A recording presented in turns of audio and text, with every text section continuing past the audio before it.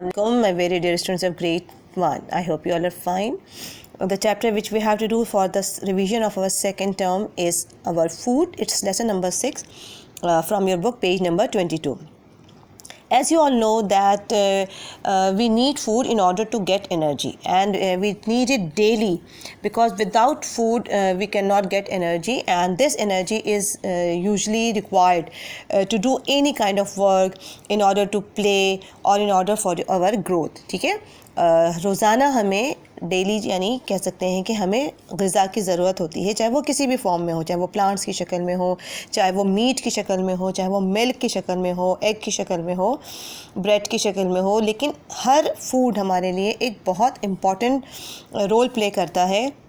और जितनी भी एनर्जी हमें किसी भी काम को करने के लिए या लिखने के लिए, पढ़ने के लिए, चलने के लिए, यहाँ तक कि बोलने और सुनने और इवन आँख जो हम अपनी ब्लिंक करते हैं, हर काम के लिए हमें एनर्जी चाहिए। ठीक है, जो हमारी हाइट बढ़ रही है, जो हमारे बॉडी ऑर्गन जो है वो प्रॉपर्ली वर्क कर रहे हैं, definitely they require food, and without the food we even can not survive more than 5 weeks. हम 5 हफ्ते से ज़्यादा खाए पिए बगैर ज़िंदा नहीं रह सकते। लिहाजा मुख्तलिफ़ फॉर्म्स ऑफ फूड्स होते हैं, जिसमें हम ये कह सकते हैं कि कुछ फूड ऐसा है जो हमें प्लांट से मिलता है, कुछ फूड ऐसा है जो हमें एनिमल से मिल रहा होता है। ठीक है, अल्लाह ताला ने हमारी ज़िंदगी में बहुत खूबसूरत और बेहतरीन इक़साम के फ़ूड हमें दिए हैं, और हर फूड के अपने अपने सप्लीमेंट्स होते हैं, या हम उसे कह सकते हैं इंपॉर्टेंट कंस्टिट्यूएंट्स होते हैं, जिसमें proteins, fats, minerals, vitamins, carbohydrates, और जो अलग अलग रोल प्ले कर रहे होते हैं हमारे डिफरेंट बॉडी पार्ट्स के लिए। ठीक है, जिस तरह से अगर आप एग्ज़ाम्पल दें कि यहाँ पर एग्ज़ाम्पल दी हुई प्लांट की, कि कुछ वेजिटेबल्स ऐसे हैं जो कि हमें बहुत रेगुलर यूज़ करने चाहिए। अब इसमें प्लांट्स में वीट प्लांट जो है उसको हम क्रश करके आटा या फ्लोर हासिल करते हैं, फिर उस आटे से रोटी बनाई जा रही है, जिस तरह की एग्ज़ाम्पल दी हुई नान बनाई जा रही है। या ऊपर अगर आप देखें तो कुछ ऐसी चीज़ें हैं जो हमें रॉ ही यूज़ कर सकते हैं, यानी जितने भी फ्रूट्स हैं उसे हम कुक नहीं करते, बल्कि डेफिनेटली हम इसी तरह से, या ड्राई फ्रूट्स हैं हम उसे उसी फॉर्म में ही इस्तेमाल करते हैं। लेकिन बात चीज़ें ऐसी हैं जिसमें आपके पास एग आ जाता है, या चिकन आ जाता है, या फ़िश आ जाती है, ये वो चीज़ें होती हैं जो हम प्रॉपर्ली कुक करके इस्तेमाल करनी होती हैं।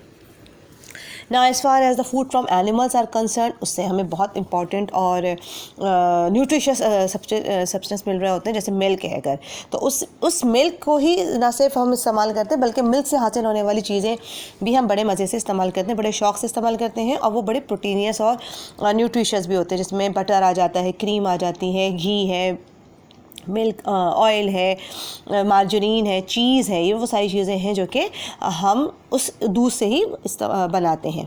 फिर इसके साथ साथ हमारे पास एग्स आ जाते हैं। ठीक है ना, डक्स या हेंस के एग्स जो हैं वो बहुत ही न्यूट्रिशियस होते हैं, बॉडी के लिए बहुत इंपॉर्टेंट रोल प्ले कर रहे होते हैं।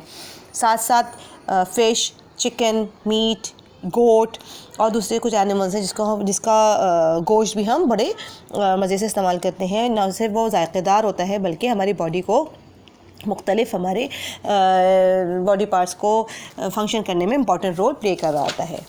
And the last we have got कि अगर आपको फूड प्रॉपर्ली, अगर हम उसको नहीं पकाएंगे या प्रॉपर्ली उसको स्टोर नहीं किया, तो फिर वो फूड जो है वो स्पॉइल हो जाता है, या हम कह सकते हैं बासी खाना इस्तेमाल नहीं करना चाहिए, क्योंकि वो ख़राब हो जाता है। और ख़राब खाने में क्या हो जाता है, जर्म्स मौजूद होते हैं, और ये जर्म्स जो है वो हमें बीमार कर सकते हैं। लिहाजा बेस्ट क्या है कि हम ज़्यादा से ज़्यादा फ्रेश फूड इस्तेमाल करें, और अगर कुछ दिनों के लिए स्टोर करना भी है तो उसको रेफ्रिजरेटर में ही स्टोर करें, ताकि काफ़ी दिन तक वो फिर ख़राब नहीं होता, उसको इस्तेमाल किया जा सकता है।